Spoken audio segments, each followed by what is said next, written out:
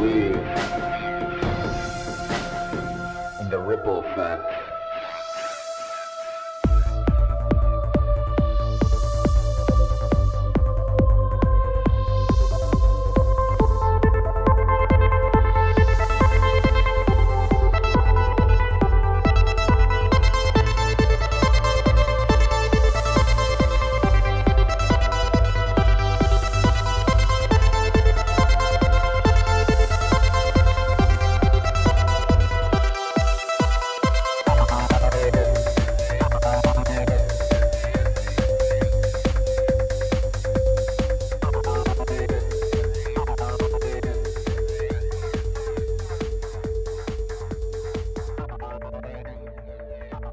What's up? Another episode of Ripple Effect Podcast. I'm your host, Ricardo Brands, also known as Ricky Brands, and a great episode for you today. Today, I have my dear friend, Chuck Ochelli. He is the host of the Ochelli Effect. I'll put links to his show and his website in the show description, and I've been a guest on his show a few times, and now it was a pleasure to have him on my show and share some amazing stories and all the bumps in the road and all the things he had to go through that makes him who he is today.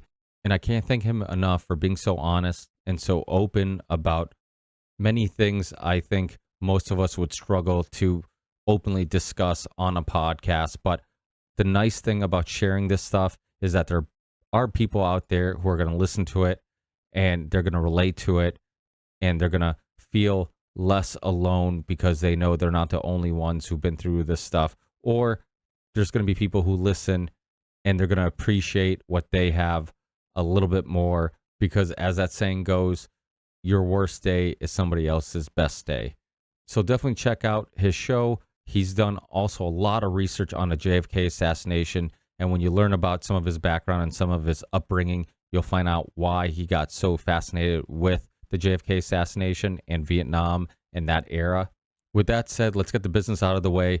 This is a Value for Value show. If you get some value out of my show, out of the Ripple Effect podcast, please consider giving some value back. We have a Patreon page if you want to support us monthly. We have a PayPal account if you want to do a one-time donation. We have a merch store with hoodies, tank tops, V-necks, mugs, cups, tons of cool stuff, and tons of awesome logos that I really hope you guys check out. You can go to therippleeffectpodcast.com, click on support, and find all these links and much more on my website.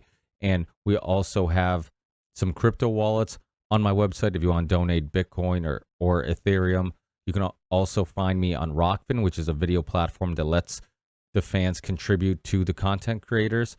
And a few other sponsors. We have the University of Reason and the Autonomy courses, which was created and founded by my good friend Richard Grove, who is also the host of the Grand Theft World podcast. And check out Richard's last appearance on the Ripple Effect podcast to learn more about the University of Reason. But if you're at a crossroads in life, if you're looking to expand on the skills you have or learn new skills or just connect with a liberty-minded community, please check out the links below to the University of Reason. Also, my brand new sponsor, Element. It's a sugar-free electrolyte mix that you put in water. It helps with muscle fatigue. It helps with cramping up. It keeps you hydrated without knocking you out of ketosis or your fasting state. It has no effect on your insulin levels or blood sugar because there's no sugar in it. They use stevia. Their flavors are delicious.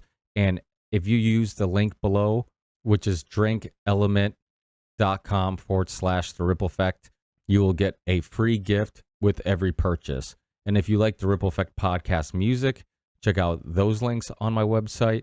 And last but not least, also check out my other show, The Union of the Unwanted, which is a giant Zoom conference call with thinkers, philosophers, researchers, and many other amazing guests. We've had so many amazing people on that show, and it's always a great gathering of minds where we share different perspectives and opinions on so many different intriguing topics. So please check out The Union of the Unwanted. It's live streamed on Rockfin every other Monday at 7 p.m. Eastern Time. Then within 48 hours, it's available everywhere you can get podcasts. So check out The Union of the Unwanted, co-hosted with Sam Tripoli, Charlie Robinson, and Midnight Mike from the OBDM podcast. Thanks, guys. Enjoy this amazing conversation, and I'll see you guys in the next one. Peace. I believe in the ripple effect.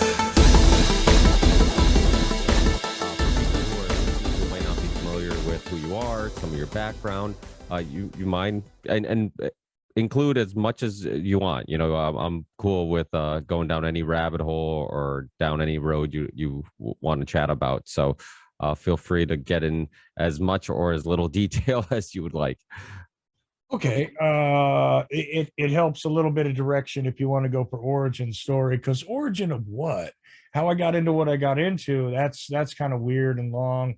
Let's see, how can I break that down quick? Well, I always loved talk radio. When I was a kid, I couldn't sleep at night and stuff like that. So I always loved especially the call-in shows and the weird stuff that would run at night in New York, New Jersey. You know what I mean? And you get very odd stories, very odd characters, and I don't know. I dug that, and I dug what I could pick up on the AM radio stations from farther away places like Ohio or deeper into Pennsylvania, stuff like that. So I always found the medium fascinating, and I didn't go right for it as something that I thought I could do.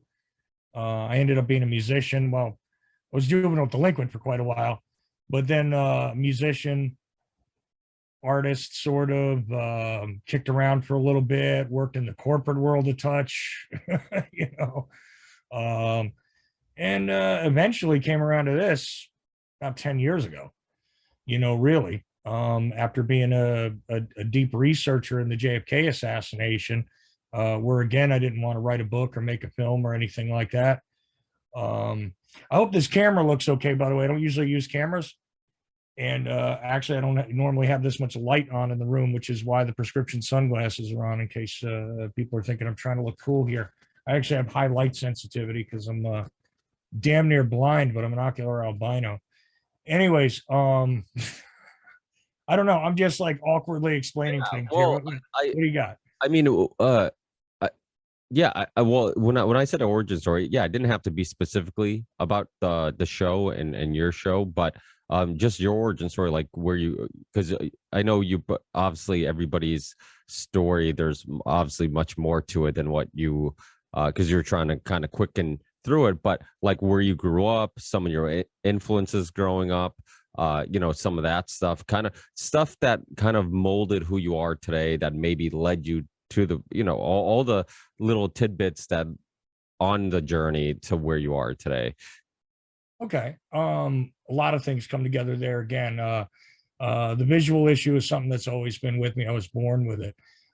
So again, I became known as the blind JFK researcher because I use a lot of things. Hang on a second. Well, that makes much more like sense. For instance, now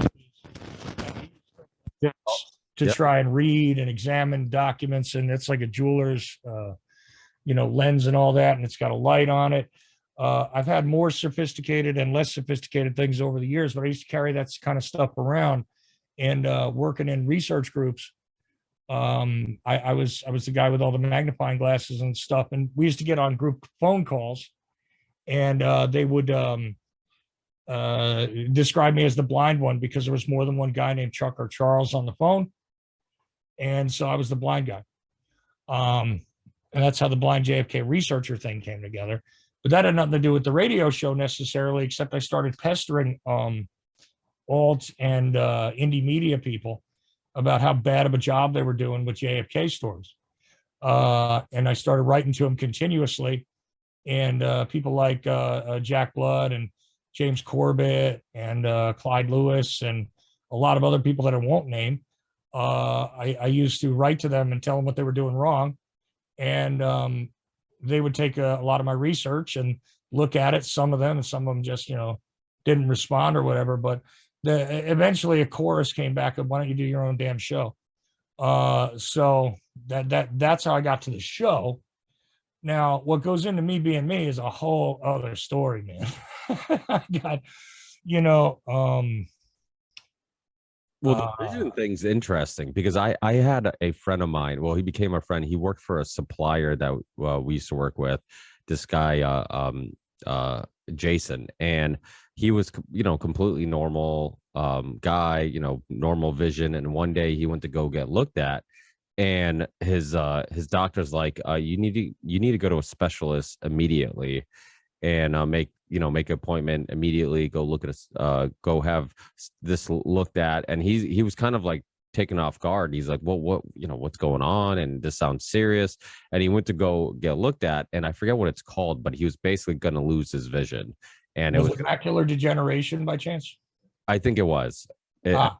And which I'm assuming that's probably the most common one. But he to see the transition from, like, he drove to my house to tell me about this because he was working with this company, and very friendly, and we kind of hit it off a lot and got along. So he wanted to just kind of tell me that, like, hey, somebody else is gonna you're gonna be dealing with somebody else, and kind of want to just share the story. And he was super emotional, and I was just like thinking about how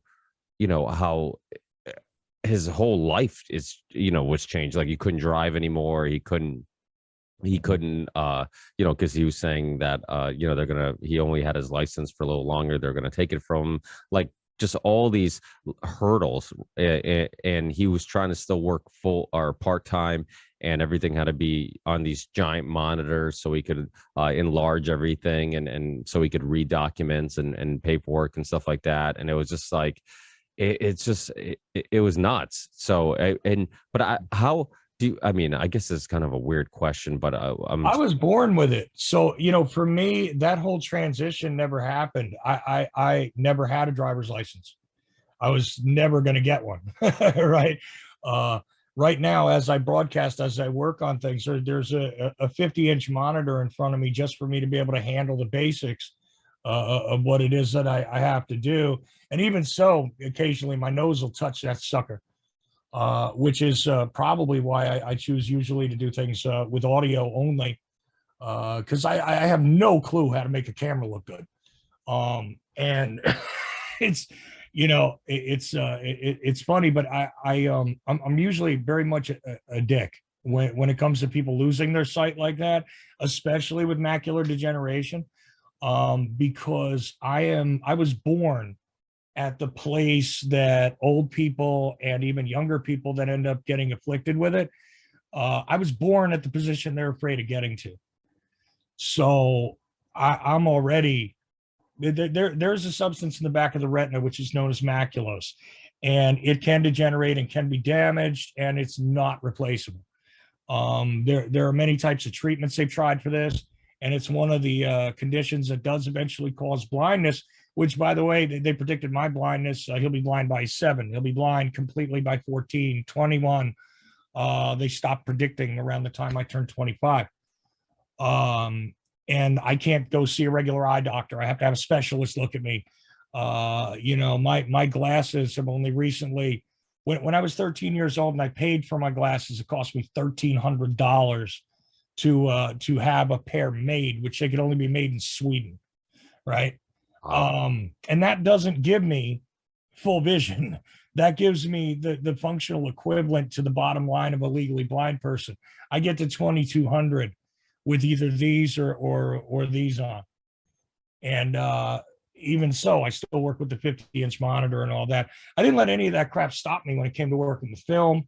I didn't let any of that crap stop me when it came to reading hundreds of books, thousands of documents, which is why I own that title of the blind JFK researcher. And I'm like, yeah, that's right. That damn right. That's me. What's your excuse for not reading as much as I have? And I am kind of a jerk to people like that, because it's sort of like, well, that's interesting. That's great. But, I remember people like that mocking me and thinking that they could take advantage of me earlier in life because of the visual weakness. I kind of have a little bit of a nasty chip on my shoulder sometimes. I try to chill it out when I do my show. I got to be honest with you, but sometimes there's a little bit of a nasty chip on my shoulder because I grew up in a harsh environment. So you want to get deep into the origin story?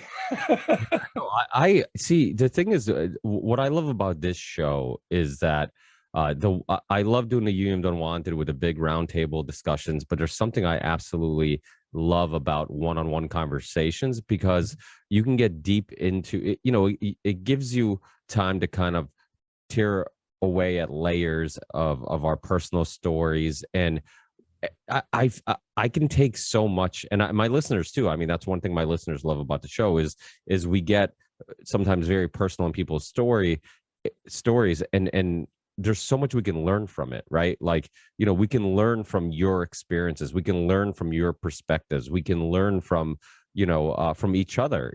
So to me, and I say this over and over again, like, I've met people at the gym, I've met people at the grocery store where I end up having a 30-minute, 40-minute, 50-minute conversation with them, and they seem at the surface like they live these very average lives and have these very average perspectives and all these things. Then you start talking to them and you're like, oh my God, like they went through that, and that gave them this perspective, and they went through that gave them that perspective, or they were influenced by this writer or this person, this artist, whatever it may be. So I just find people fascinating. I do. I truly do. So please go into whatever, any part of your story that you're willing to share. I'm more than willing to listen. All right. So I'll condense this for time, but here's questions I'm going to answer for you in one fell swoop. Why I don't trust the government, why I'm anti-war, why it is I think the Kennedy assassination still goddamn well matters. You know what? I didn't even ask you if I could talk like that on your show, did I? You could swear. Yeah, it's completely fine. Yeah. I can tell you again, I'll explain the attitude, and I'll explain, a good deal of why I embrace some of the things that I do. And I'm a very street level person. I've done enough reading that guarantee you I can pass, and have passed actually plenty of exams that could probably earn me college degrees, but I only have a high school diploma, and not from a good high school. And I was, my parents, my father had two children, my mother had one, and neither one of them graduated high school even. But they were interesting characters in and of themselves. So let me bring the origin story to full flower. So I'm 4 years old, and my life is sort of normal to me anyway, but I didn't know, any different from my mother being a junkie and my father being a Vietnam vet who was terrorized by his service. So when I'm 4 years old and he tells me it's time to be a man and he takes his own life, my life changed drastically and quickly. He was quite betrayed by what he thought he served. I read this in his writings. I knew it instinctively as a child, didn't understand it all. I just saw the strongest and most amazing man that I knew, who taught me how to read, who taught me, despite the fact that he thought that I was a weak child, to be smart and to pay attention to things and to learn from everything. He was terrorized by his own experiences, and eventually succumbed to them. Now, after that, I'm left with the junkie mother, and she dragged me through her life. And in that way, I had to learn very quickly how to survive, how to deal with things, and without any real guidance. So I was probably one of these guys who, like if you want to come up with a textbook, how do you raise a serial killer? How do you raise a career criminal? Probably you could follow the example that I went through. Let's fast forward from my father's situation, which I didn't fully understand or reckon with at the time, but did come to understand later, that he had been damaged by the Vietnam War, which was prosecuted as under complete fiction by this government, which was done, and sped up and really could have been prevented had John F. Kennedy not been murdered on November 22nd, 1963. But that's something that comes later. By the age of 6, I was a kid in the dark corner of a bar, being sat on a stool while mom went and conducted business. And that might have been dealing dope, or that might have been prostituting, or that might have been running errands for local criminals. Some of them were, let's call them Italian businessmen. Some of them were other types of street level guys. And these were my examples. Rapists, murderers, strong arm guys. These were the guys that I was surrounded by. But anyway, at the age of 6, I started hustling pool off of the very, very drunk people that would come by, and I could beat them, even blind as I was, after a fireman had taught me how to shoot pool. Um, Kind of an interesting experience there. The guy was missing a lot of his fingers, but still showed me how to shoot pool pretty well. And I could beat you if you were staggering drunk. So one night, I'll just give you a good example of how life turned in an interesting way for me. And sounds like I'm complaining, and I'm not. I'm actually very grateful for having gone through these experiences. But anyway, one night I'm 6 years old, and I'm beating some particular fool, and a crowd gathers.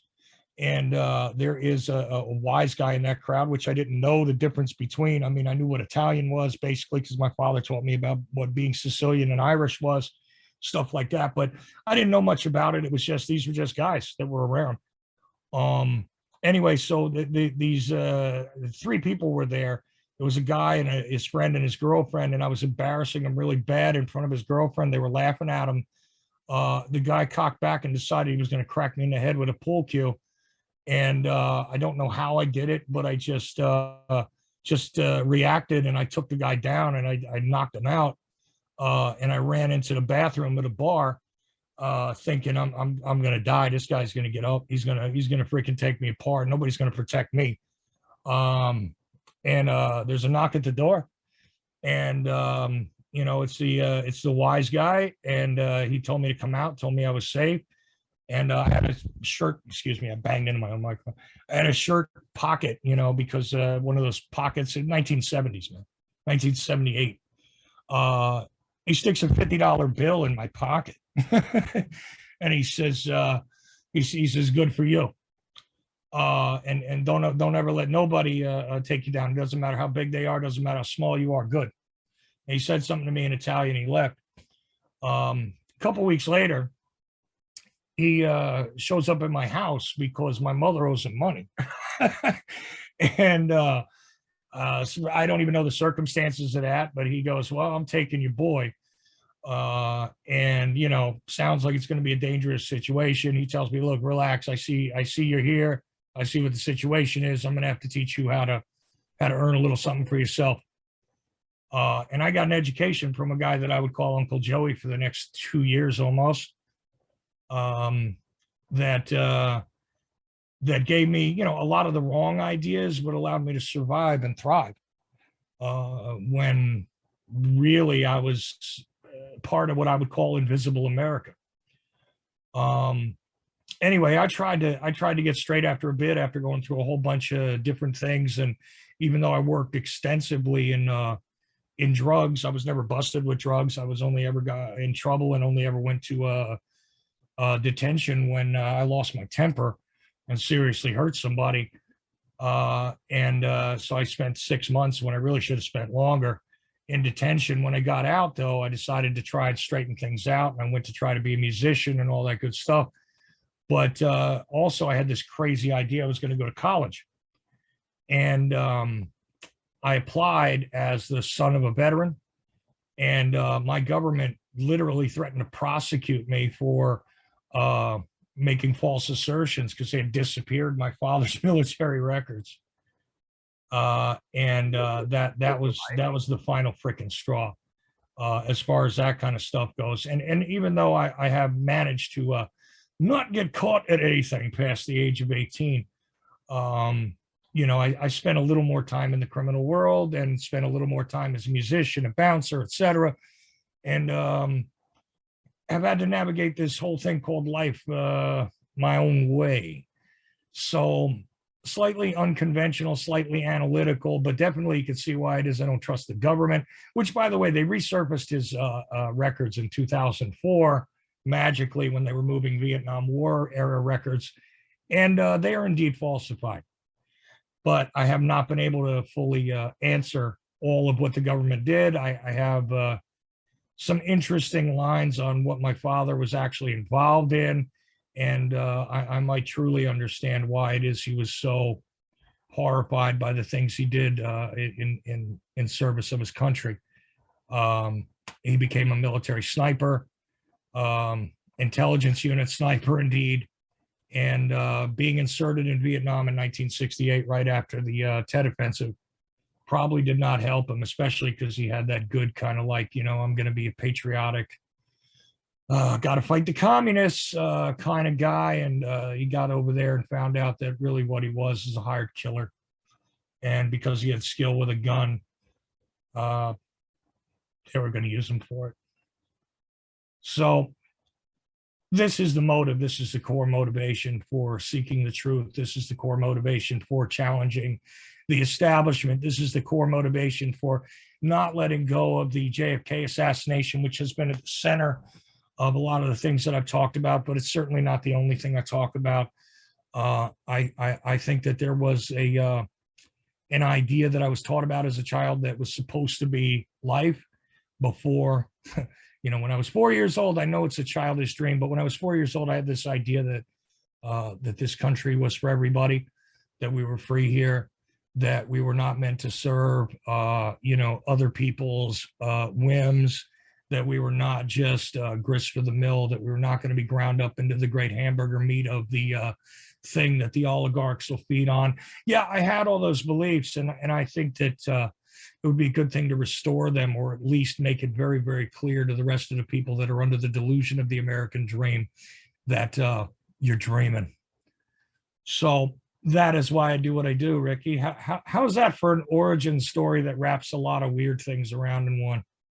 Well, first, I want to thank you for your willingness to share a very personal story, and I mean, a pretty amazing story when you think about where you are today and all the things that you've all the hurdles in life that you've been able to jump over and get through. Wow, I mean, that's some deep stuff. And I mean, I couldn't even imagine. Well, it hit home a little bit because was just informed today that I have a cousin in Connecticut. I wasn't too close with him, but his mother is the one that helped my parents come to America and brought. So the reason why I'm in America and my parents are in America is because not his mother, his grandmother.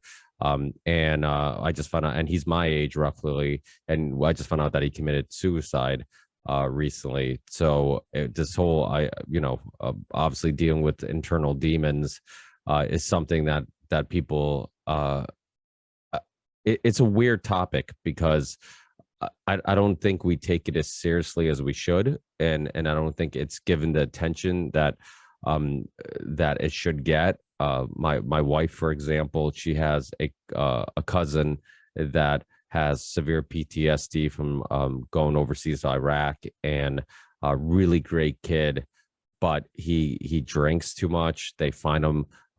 He doesn't even need. He's on disability. He doesn't even need to work, but he does it to keep busy.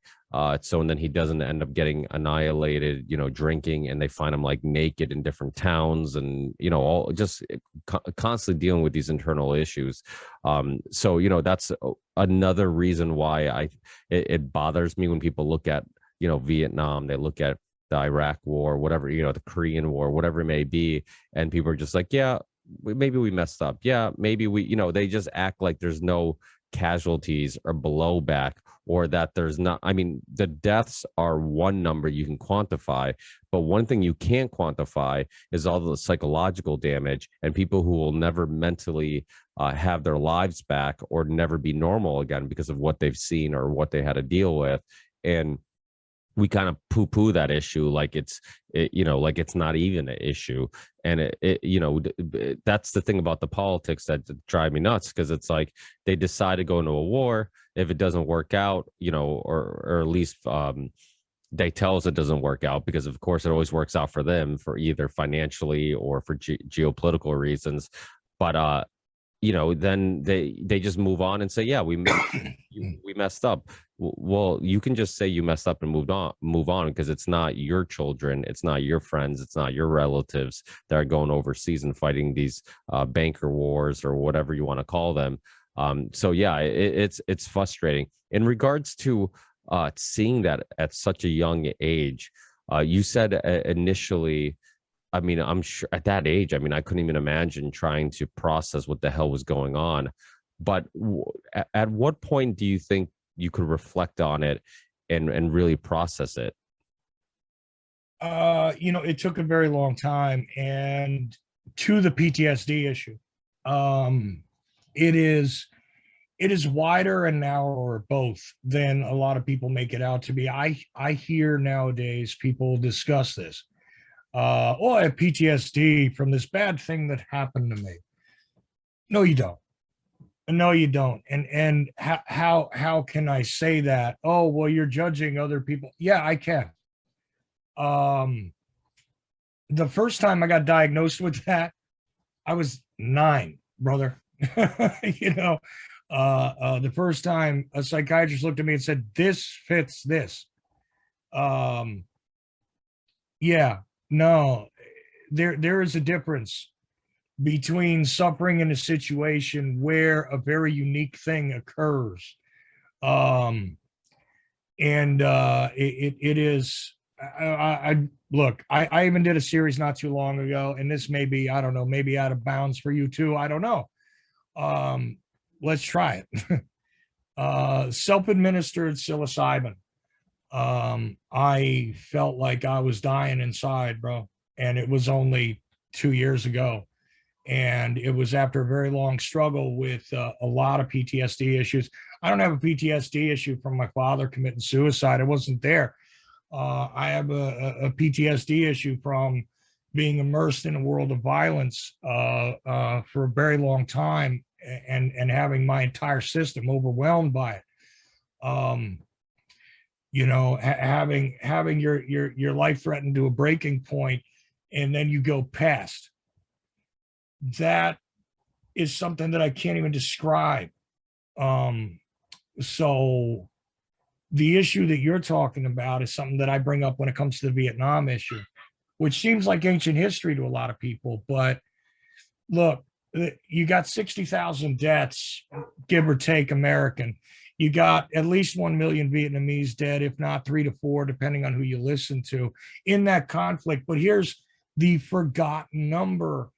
A minimum of 1 million men were returned, mutilated one way or another. And every war, and by the way, here's another fun fact, more men died in the Korean War. Less people died in the later wars, but I guarantee you a lot of people were returned spiritually, psychologically, emotionally, no matter how you want to cap it, mutilated. That's going to have an effect. That is the casualty you can't count exactly. And there are people that live through circumstances that will indeed be on that same level. It's a little rare, but I mean, I sat at one point, court ordered. I sat in a group therapy session, the only PTSD group therapy session, because they said, let the psychiatrist pick where to put this kid because he's so screwed up. They sat me in a place with Vietnam veterans in the 80s. I was a teenager. They didn't even want me there. Until I started to explain certain things, and they started to come along, and they went, wait a minute. Okay, this kid is there. You know your own in this mix. It's a unique situation. And I'll tell you that I won't give you the numbers, but an extreme dose of psilocybin, which is not legal, but is being explored as a treatment now for depression and for PTSD, literally saved my life a couple of years ago, because I was overwhelmingly not being able to function. I had not slept properly in a couple of years. I was breaking down finally, after carrying it around for about 30 years.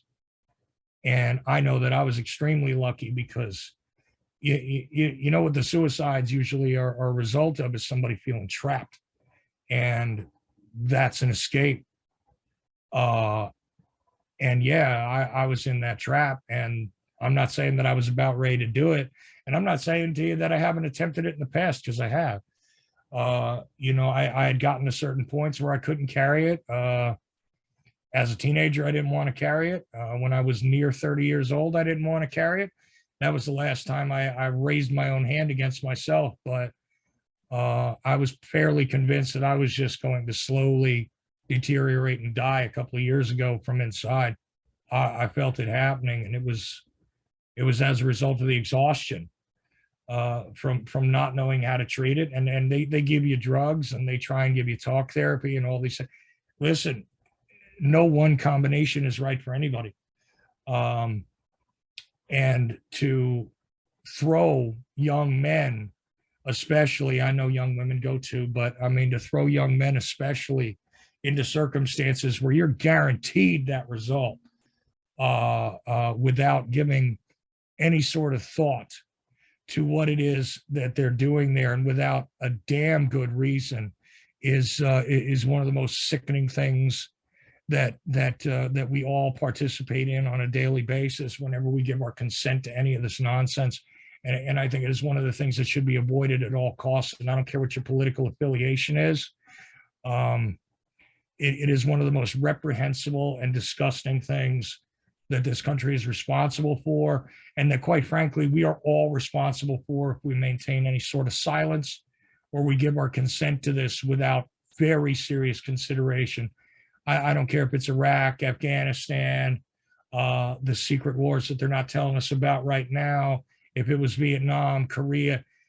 We should have learned by now enough that even if we don't kill these men, we're going to kill a part of them. Like, I very much feel as though, I mean, again, I got to go back to my personal situation. I've never served, but I know that my father didn't leave his body in Vietnam, but he left part of his soul there.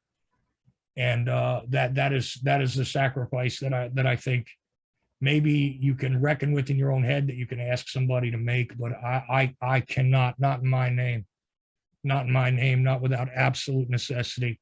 And that should be the way it should be handled, with that kind of reverence at all times. And I despise it when I hear people flippantly talk about it. And I didn't mean you flippantly talking about it, Ricky. I mean, I hear people talk about war like it's a fucking game. And it's not. Well, I think one of the problems is people are so detached from it. They don't, like, they hear the word, they don't even know what it means. It's for example, during Vietnam, people were reporting on it. People were seeing pictures, people were seeing something, and I think it helped with the anti-war movement, because people could actually see, like, oh, this is what's actually going on. There's actual people dying. There's actual people, living in a battle, a war zone. Like, what's a war zone look like? What's the experience of being in a country that's in a war, being invaded? Today, if we're in a war, the unfortunate thing is we don't see it. And I say unfortunate because it's one of the things that contribute to us not caring. We don't see it. It doesn't really affect us. We go to work. We do our everyday routine. And if we're in Afghanistan, if we're not, it doesn't really affect me that much. If we're in Iraq, if we're not, if we're in Yemen, if we're not, if we're in Syria, if we're not, like, my life doesn't change that much. So people don't care. When people see the images, I know Bush, he banned showing images of the caskets coming back, and initially I think his PR team, I'm assuming his PR team, told him, let's say it's because we are just looking out for the families of the people who passed away. We're looking out for their feelings. But I think a part of it, even if it could be that, a big part of it was definitely because they didn't want to remind us of the nightmare that we're involved in, and how many people are dealing with, losing loved ones, and the ones that come back that have PTSD and all that stuff. And it just makes it easier to keep selling more and more wars. The fact that it just becomes just a word with nothing connected to it, nothing linked to it. You don't think deaths, you don't think casualties, you don't think people who are living, just terrorized by gunshots and explosions and all this stuff. I mean, it's one of those things where like you said, it's almost hard to get people upset or motivated, or even wanting to, or even just involved in the conversation. Like, it's the only time people care is when the media tells you poor Ukraine, they show you a bunch of fake videos that are really from Poland or somewhere else, and then they're like, look, here's some it's like, well, guess what, a lot of countries we've invaded look even worse than that. So where's the uproar for that? So yeah, war in and of itself is a crime, first of all, Ricky, but let me take you to another direction. Okay. Really fast. See, let's tie all this stuff together. All right. And I'm sorry, I'm talking with my hands. I'm again half Sicilian. But all right. This is going to sound really nasty, and I want you to just follow along with me for a second, because it's going to make sense. You know, heroin was just fine destroying the inner cities in the 1960s and 70s. Nobody cared because it's just those people, right? But you ever read the statistics on the amount of guys that came back with a heroin habit from Southeast Asia? Yeah, a lot of them.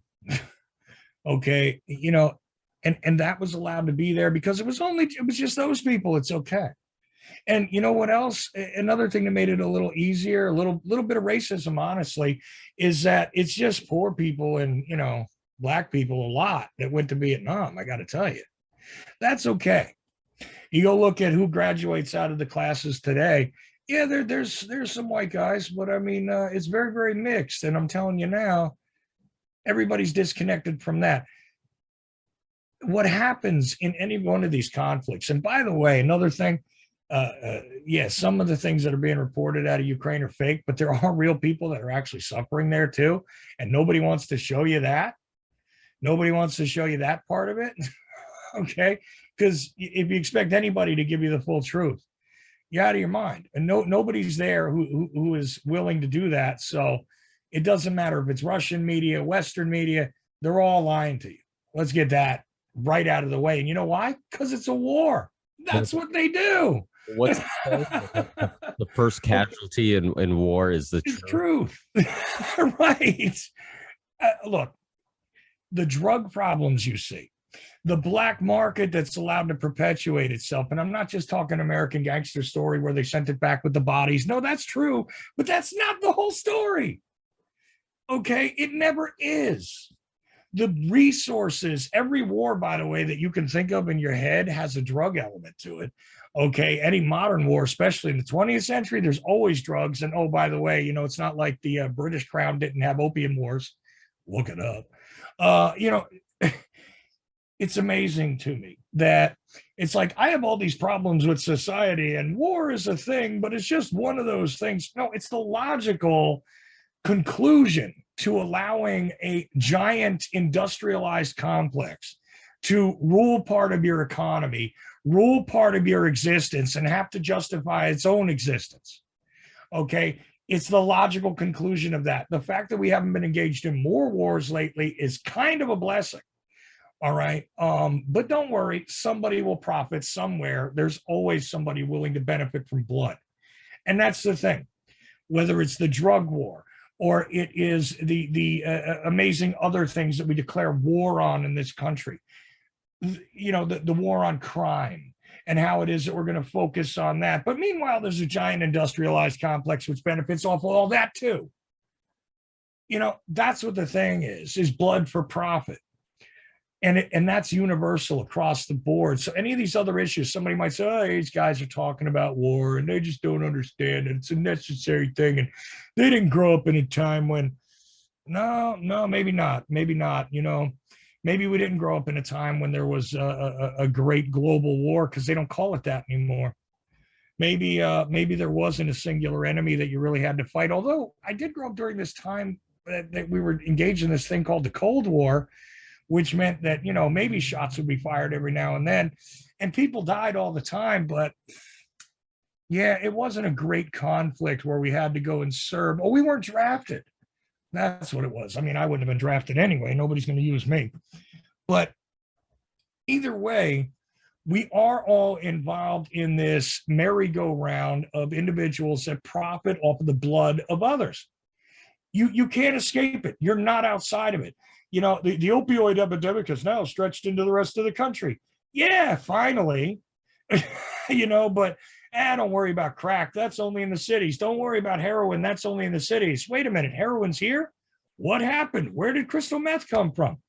Look, all this stuff, it all at the end of it boils down to one thing, and that is that individuals that control the means of production for a whole lot of things, whether it's weapons or it's chemicals, they're the ones calling the shots. And in the process, a lot of good people will get caught up. A lot of good people will end up, victims one way or another. And I don't believe in embracing victimhood. Screw that. I don't have that mentality. But facts are facts. This is the circumstance we're in. And now, by the way, let's just squeeze us incrementally more and more economically. Let's see how far we can take this. Subdivide everybody into psychological camps where they are literally compartmentalized into armies of one, give them their own reality feed. Wait a minute, this almost sounds like the plot of a movie. Anyway, this is the key. This is the problem, and this is, if we don't address it, I guess we just let the powers that should not be continue to be, and continue to dictate this. I can't stand the superficial discussion of, well, we're just detached from war. And I'm not pointing a finger at you, but you're detached from war because you're meant to be detached from war, because you're detached from your fellow human being. And you and I make efforts to not be detached. I know that because I paid attention to some of what you've done. And you paid attention to some of what I've done. But here we go with this annoyance. But we make efforts to not do that. But it doesn't mean that this is still not the game that is ongoing, right? So anyway, my apologies, man. I've been knocking into my microphone, interrupting you. God knows what this looks like. Well, people hear me talk all the time on this show, so I like when the guests do more talking than I do, because when I do more talking than the guests, typically somebody will comment on it and call me out on it. So they do that to me all the time. You talk too much. I'm a talk show host. Yeah, I know. All right, brother. I understand. It's like, first of all, does anybody start a show who can't talk a little too much sometimes? Because if you're going to struggle because sometimes you're going to have guests that can hold a conversation, but other times you're also going to have guests where it takes a little bit of effort to kind of get them going, or it takes a little bit or sometimes you just feel like there's some dead air and I need to fill it in. So there, and sometimes things just go smoothly and you don't even have to consciously think about holding the conversation. The conversation just holds itself. But typically, you're not going to start a podcast if you don't have the gift of gab a little bit. If you don't, because quiet people don't make for great hosts. Really shy, quiet people. So yeah. But again, I don't listen to the comments or the complaints. I just try to do what I enjoy and hope that some people out there like it. And for the most part, I think people like our shows. So it's every time I think I'm going to throw a suggestion at you at the Ripple Effect, I find out that you've already done it. So let me risk that once again, because you're like ahead of me somehow. All the time, Ricky's ahead of me, even though both of us, we have shows with Effect in the name. And it seems as though we started them at about the same time. We were not in contact with each other. And late 2013. I think my first show was November or October, late 2013. And I believe yours started late 2013, right? Yeah, exactly. Mine was in right there. As a matter of the first podcast, which I didn't know anything about what I was doing, I just made it and tried to distribute it, was in late 2013. Yeah. That's hilarious. Yeah. And like you said, we have similar names too, which makes it even funnier. It's almost like you'd think that we were guys working together and one guy went one way, but no, that's not what happened. Anyway, it seems as though you're always ahead of me. You know what's fun though, is you take one of these guys that thinks it's easy to talk, and bring them on and do it somewhere live if you can. I know you like to record, but do it somewhere live. It's beautiful. Because you can't take it back. It's live. Oh, you can edit that out. No, I'm not going to edit it out. As a matter of fact, most of my shows, I don't edit. First of all, I never edit anything the guest says. And that's caused me some fights over the years where it's like, I'm not editing your words. Okay, I'm just not going to, because I'm not taking that risk. But I will not edit the conversation. Okay. I might edit the middle, the music, a little bit at the beginning, the end, but I don't edit it. I capture the raw thing that happens. Do that to somebody who thinks it's easy. Let them run their mouth for 15 minutes, because if they talk fast, it's gone. And they're like, it's hilarious. I've done this to a couple of people who kind of hate listening to me. And I brought them on the show a couple of years ago. I was like, okay, good. You know how to do this better. I'm going to shut up. Go. And they last about 5 minutes before they start stumbling over what they're doing. And I go, see, it's not quite that easy. Now, if somebody else stops during a conversation, you don't want to leave dead air, do you? Yeah, it gives them a whole new consideration about it. It's hilarious. But I love it. You need to shut up, stop interrupting. I've got reams and reams of messages from, how dare you interrupt Jordan Maxwell when you're talking? And I'm like, Jordan tells me to do this. Like It's a part most of conversations. I mean, that's the way yeah. Your show's like my show, where you're just trying to have a conversation, and just like a real life conversation, sometimes somebody jumps in, and sometimes one person spends a little bit more time talking, other times the other person spends a little, it just, that's the way it goes. If you try to format it too much, it's not an organic conversation anymore, and people think that's what they want until they hear it, and then they realize it basically becomes the mainstream media, like where you get the typical questions, you get the typical answers, and that's not what people want. I mean, people connect with just organic conversation, something that seems real, even if it's not perfect. Like you said, I do the same thing. I think only like 2 or 3 times I've had a guest beg me to edit something out of a conversation. I'm like, I really don't want to do this, because I want people to know that it is, the way the conversation is recorded is exactly how it happened. There's not anything edited in regards to like trying to manipulate anybody. And I don't want future guests to think that I'm trying to manipulate something. I mean, sometimes I'll edit out, like you said, like maybe right in the beginning, because I talk too much. Sometimes I'll edit out like a long intro that I'm just like, you know what? People are tired of hearing me talk. Let's start off the show with the guest talking, and I'll do stuff like that. But nothing to manipulate people's opinions or ideas or anything like that, and which I think people appreciate. And you know what? Like, we're gonna get shit wrong sometimes. We're gonna sound. Yep. I might say something that sounds intelligent sometimes, and then sometimes I'm going to say things that make me sound like a complete idiot. I barely graduated high school. The fact that I can even do this, at all, is pretty amazing. So it's to me, that's just, but people connect with that. I mean, I hate to use Trump as a example, but I think that was one of the reasons why people liked him. Like, love him or hate him, like, you kind of felt like you had a better idea on who you were voting for than somebody else who's the cookie cutter politician, because he was such a loose cannon that you're like, okay, glimpse of what he really thinks, if he talks long enough, will come out. He'll slip and he'll say something or whatever, and I think people are tired of that. That's why Joe Rogan's the biggest podcast in the world. It's 3 hours. Well, you can bullshit on a little segment on Bill Maher or on Tucker for a couple minutes when you're doing a short interview, but when you're talking for an hour, or like you talk for multiple hours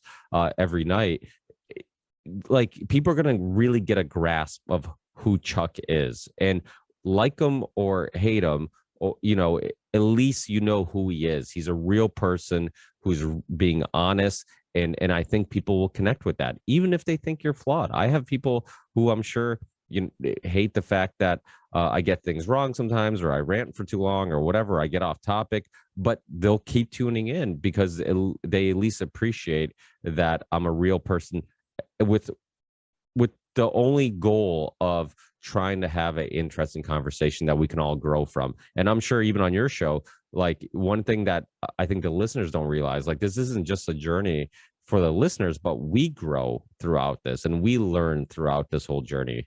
And so you can add to everything I just said. One thing I don't want to forget about, because I did want to hit on, as a as a musician, and we're both fans of similar music and playing similar music, how much did music play a role in you dealing with the stuff you're dealing with as your childhood? Like, was music, art, what helped you through that? Yeah, well, see, now for a time I would say the music did, but it was a tough run. I mean, I couldn't do it just as a performer, and I wanted to do it full time. Like if I do something, I go in. That's it. I don't, halfway is not me. So I went all in, but I wind up having to work doors and run nights at clubs and manage other bands and do advertising, and I'm the bouncer, and I ended up having to do 10 different jobs. I enjoyed the hell out of it. I wasn't very good at it, I don't think, obviously, because I only lasted about 10 solid years doing it. But But do you it think it was was your therapy, like playing helped you deal with some of the internal stuff that obviously I'm sure you had plenty of trauma obviously from your upbringing, your youth. Do you think music kind of I know you said you had some points in your life where you're really low. Do you think those lows could have been much worse if you didn't have music, or is that one of the things you turn to kind of help through, get through all this? Well, it's a funny thing. Music allowed me to express a lot of aggression without getting involved in personal violence, because I was mainly like, I did punk and I did metal and I did all kinds of music, but the stuff I really poured myself into was heavier. I was a vocalist. I was very active on stage, and I had more than one person describe it like watching an exorcism. But, and it was definitely exercising the frustration and the pain and the anger of my younger years, which continued on. Through that process, though, I would say that the music allowed me to vent, but it wasn't a saving grace. The truth about the saving grace, it wasn't about the music. And I kept talk radio with me the whole time. I had music with me too. Talk radio, even when I went to other cities to play and stuff like that, I would call people in the JFK case, try and get a hold of them because I knew I was near them, traveling to different cities, because that teenage era stuff all comes together at the same time. And letting my aggression out through metal, through punk, through, opening from everybody from like Pantera to Gigi Allen, was an interesting experience.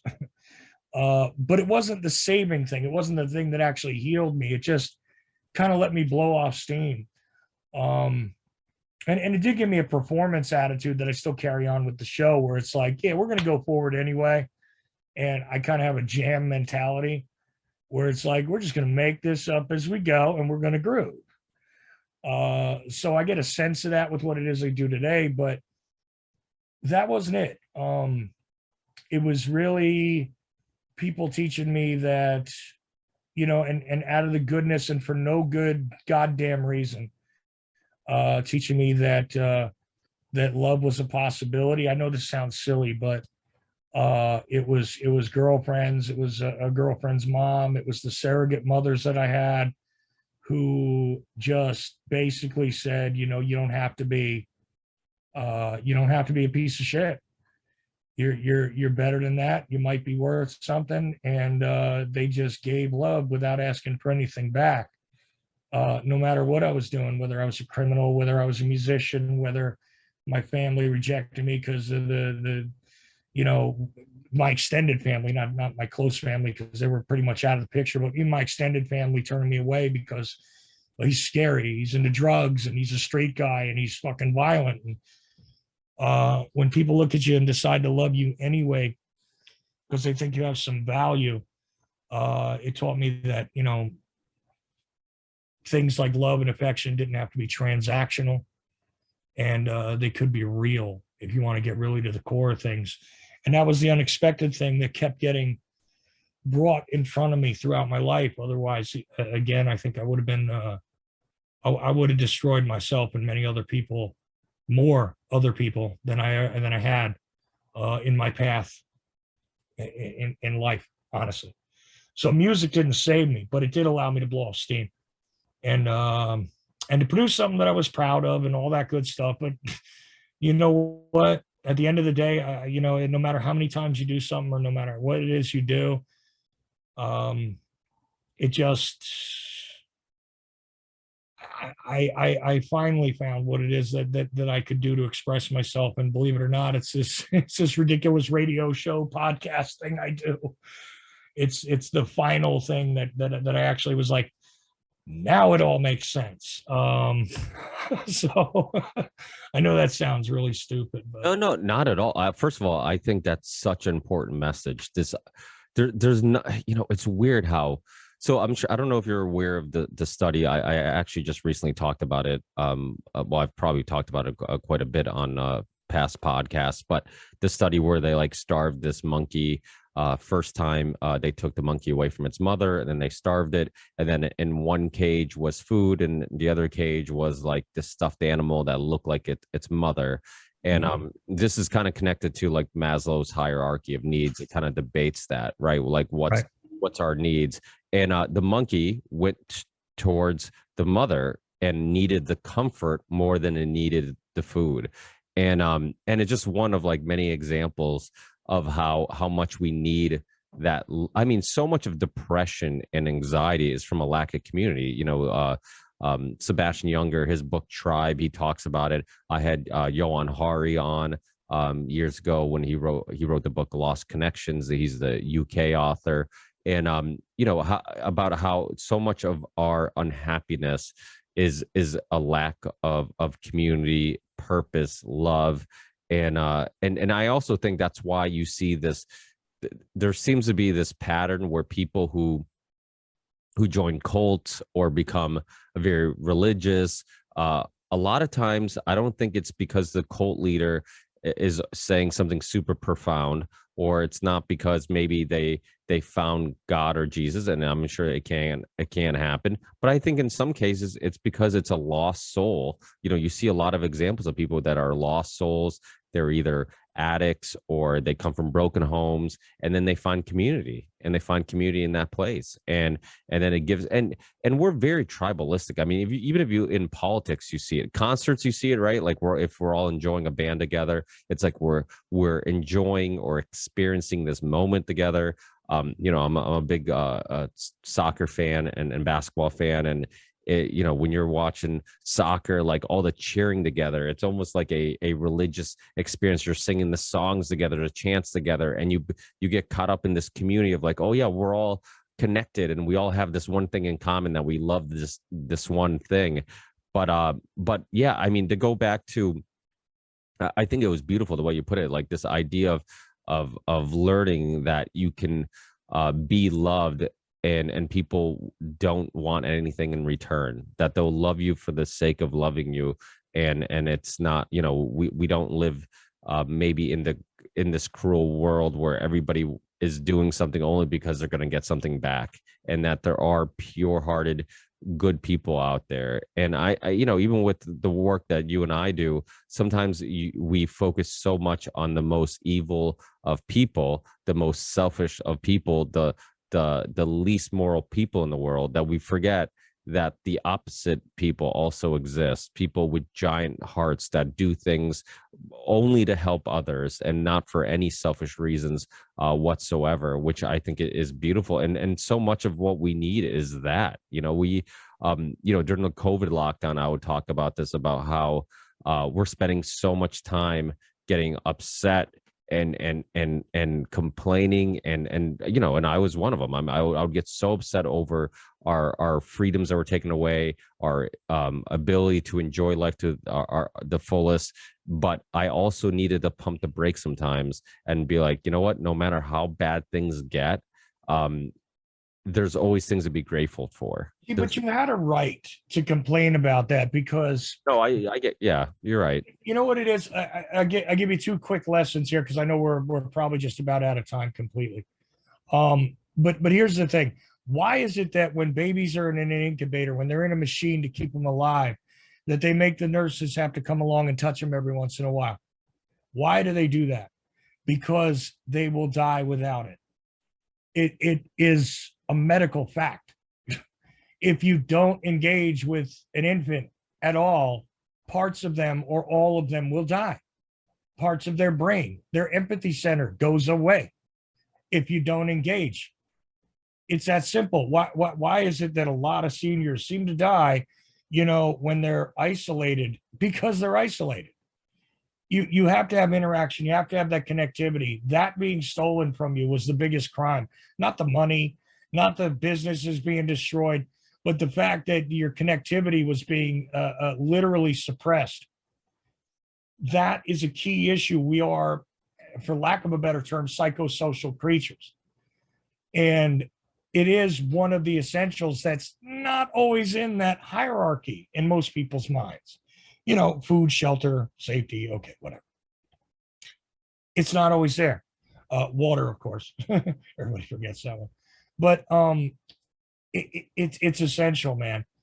And I mean, there's a lot more to that story about, how it is that is extremely redemptive. But I came out of a situation where use of love or use of sex or use of any of these things, affection, whatever, was transactional, as I said.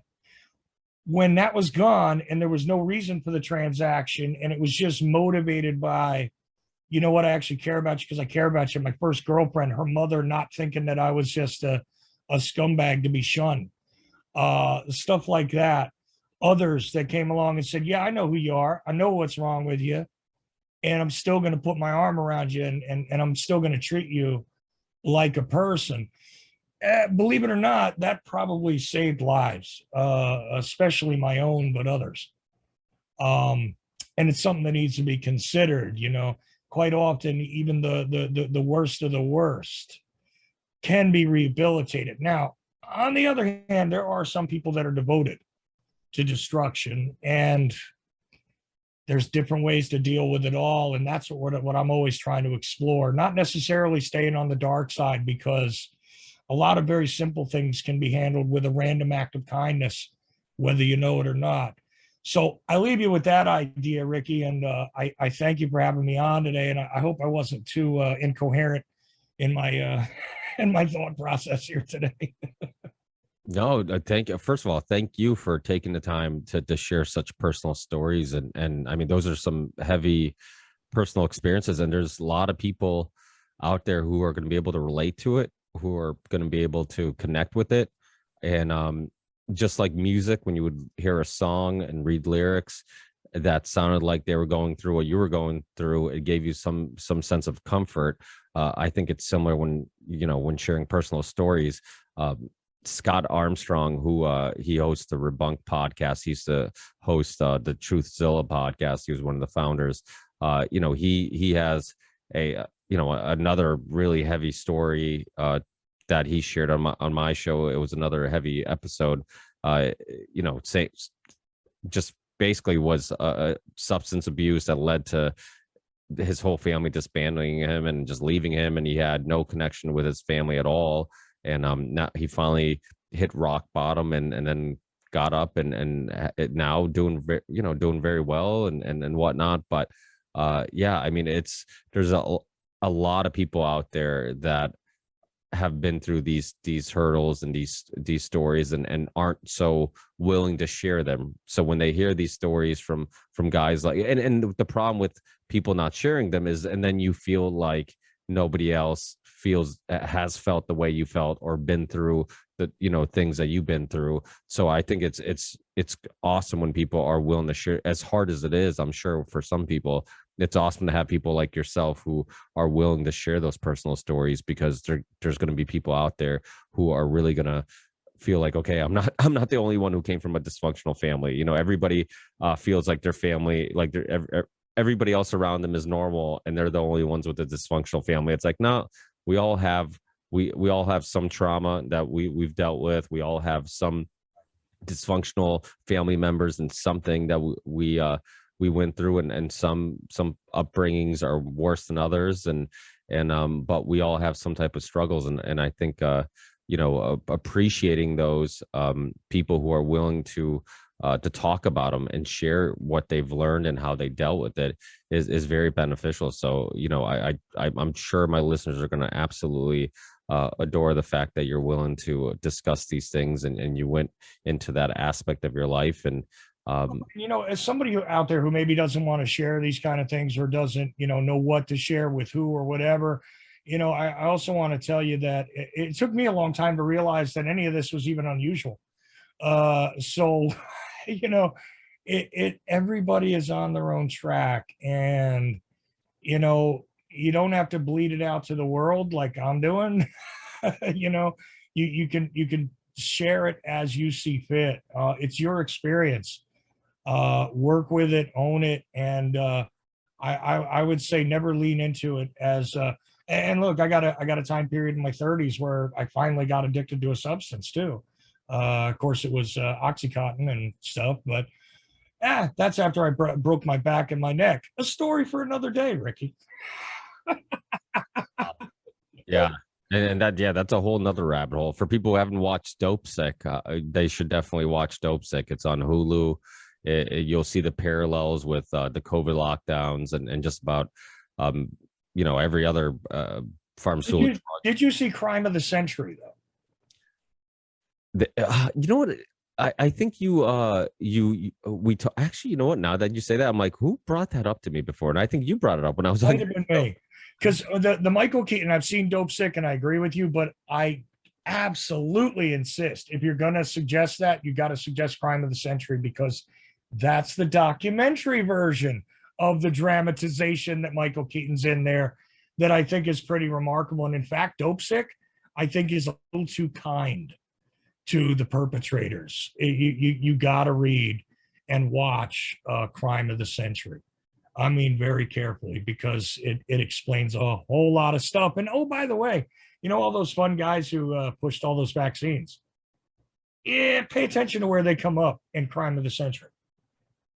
Johnson & Johnson. Excuse me, I'm calling. But take a look at what they did, where they developed, a whole way to harvest opium even more efficiently. And they don't need the fields in Afghanistan anymore because they got them in Tasmania. So, enjoy that. Crime of the Century has to go along with Dope Sick. I know you need like 2 different streaming platforms, but the clever among you will figure out how to steal them. So go get it. where is Crime of the Century? Which app or which streaming service is that one? It originated with it originated with I think it originated with HBO. I think you're right, actually, because I think after you mentioned it, because I did start watching it, and I think I did find it on HBO. So people, please check out both of those. And for people listening who want to listen to your show, any social media platforms are on, let people know where they can listen to your show. And I forgot to promote my show. Ochelli.com. It's just that simple. If you know how to spell my name, you'll probably find me. Not too many Ochellis out there. OCHELLI.com. And I do 5 shows a week, and I produce a couple other people. Don Jeffries, Jack Blood, Aaron Franz, and Bob Wilson for now. That's where that's at. Plus Uncle the podcast is also produced through there. Now that's kind of an odd experience. I wouldn't go right in with that one first, but everybody else is available there. And it's an interesting island of misfit toys that I'm running at Ochelli.com. So, and we're available just about, any place where podcasts are, all of us. So.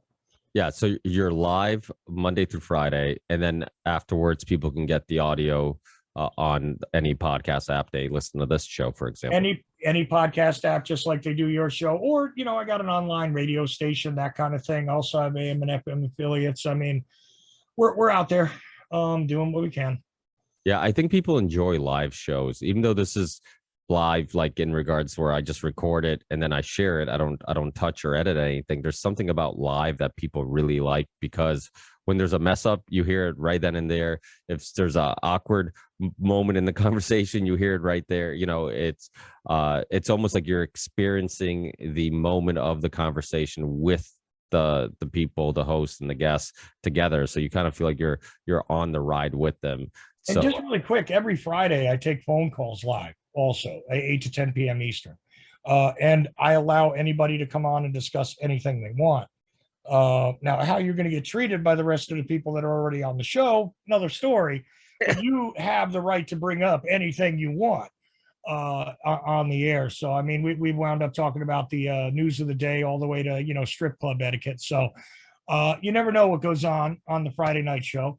And I do that for 2 hours every week, sort of preserving the idea that anything can happen on a live show and you can participate in it. So there you go. That's something I don't ever promote. So thank you.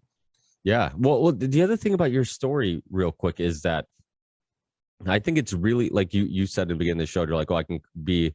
I don't know how you worded it. If I can be rough around the edges sometimes, or I can come off a little bit mean or whatever. It's I'm always very hesitant to judge anybody until I kind of get to know their background a little bit, because once you learn some of their life struggles, some of the things they've been through, you're like, okay, it makes much more sense. Like I'm starting to understand, them as a person, Right. because it's like, if I've been through that shit, well, maybe I'd be much meaner, and I would, who knows if I'd even be here. So but truthfully, I'd love to be as smooth as you. You're like smooth and direct, like very good narrator voice. I mean, I'm all good. I sound like the heavy metal DJ lost his way and got to the wrong microphone. I should be going next up Metallica. I should be doing that. On the hard rock station in your local place where we rock from the beaches to the speeches or whatever the hell. I should be doing that. By the way, that does sound like my Alex Jones impression. Gay frogs. All right. Anyway, sorry. Go ahead. Black helicopters. Yeah, it's but you know what? Like, everybody has their own style, and to me, like, every regardless of somebody's voice, sometimes people make a big deal about somebody. I'm like, everybody hates their own voice. So to me, it's about, I mean, Rogan forever was very nasally, and apparently had like a surgery, and but most people, if you like somebody, you're going to listen to them even if you don't like the tone of their voice. If it's interesting, you're going to listen anyways. Plus, like I said, I think we're all very critical of our own voices. Nobody really likes to listen to themselves, but without a doubt, I'll have to get you on a future Union of the Wanted episode. Maybe we'll do one on JFK, and I'll have you join us, or because I don't think we've done one on that topic.